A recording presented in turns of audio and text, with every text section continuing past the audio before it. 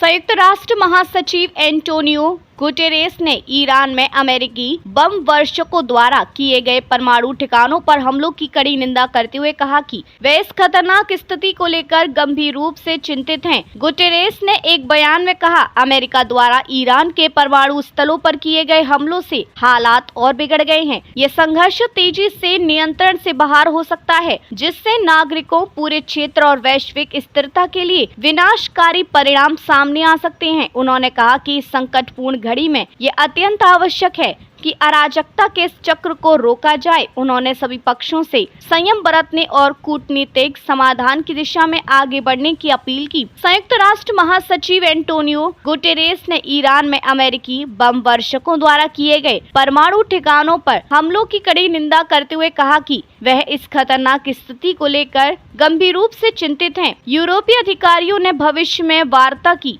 आशा व्यक्त की, जबकि ईरानी विदेश मंत्री अब्बास अराक्ची ने कहा कि वे आगे भी वार्ता के लिए तैयार हैं। उन्होंने इस बात पर जोर दिया कि इजराइल की ओर से लगातार हमले किए जाने के कारण ईरान को अमेरिका के साथ वार्ता करने में कोई रुचि नहीं है। उन्होंने पत्रकारों से कहा कि यदि हमले बंद हो जाएं और हमलावर को उसके अपराधों के लिए जवाबदेह ठहराया जाए तो ईरान कूटनीतिक कदमों पर विचार करने के लिए तैयार है।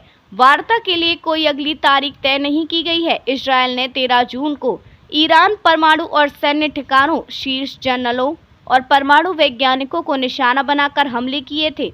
इसके जवाब में ईरान की ओर से हवाई हमले किए जाने के बाद दोनों देशों के बीच युद्ध छिड़ गया था।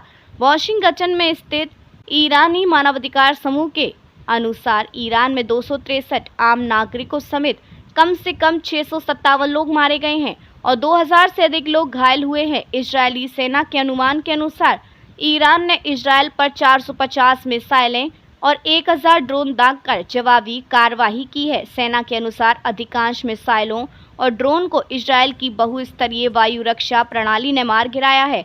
हालांकि इन हमलों में इजराइल में कम से कम 24 लोग मारे गए हैं और सैकड़ों लोग घायल हुए हैं। हिंगोली में किसान पैसों का हार लेकर पहुंचे कृषि विभाग, कहा दुकानदार के साथ साथ रिश्वतखोर अधिकारी पर भी करें कार्रवाई। हिंगोली शहर में बोगस खाद बेचने वाले दुकानदार पर कृषि विभाग अधिकारियों ने मारा छापा। दुकानदार के खिलाफ पुलिस में मामला